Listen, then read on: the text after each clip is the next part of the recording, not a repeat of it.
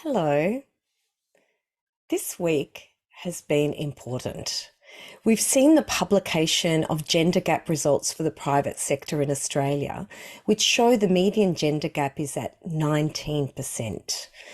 In dollar terms, it means that a woman is paid $18,461 less than the median of what a man is paid. I've also been looking at a recent McKinsey report on women in the workplace that shows that women globally remain underrepresented in senior management. And that's especially true for women of colour, specifically Black women and Latino women. The McKinsey report found that women of colour and Latinas often don't see themselves in leadership. They stand out as being the least likely of any group of women to receive a raise in the last year and also face the steepest climb up the corporate ladder. As a daughter of migrant parents and a member of the COLD community in Australia, that's the culturally and linguistically diverse community, I didn't see myself as a leader growing up either. It was many, many years into my young adulthood before I even saw another Italian woman in a position of power, or even a Latino woman for that matter. When I did see her, I was totally shocked by it, and it filled my awareness of the lack of comparison that I'd been living with. In my book, I write of my experience meeting an executive director in education when I was sent to Canberra to be part of a think tank in my 20s. I felt I was very lucky to be part of this group because the other participants were much wiser and had much more experience than myself. I remember walking into the meeting room in Parliament House and meeting Evelyn, the executive director.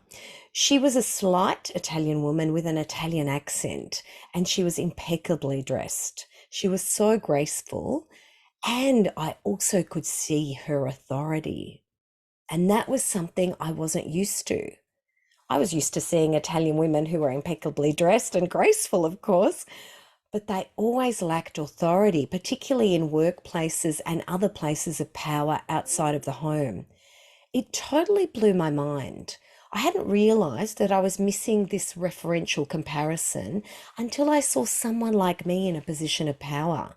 Before that, I just never felt like I really belonged in leadership. Yet when I saw her, she inspired me, and I realized that perhaps I could belong there.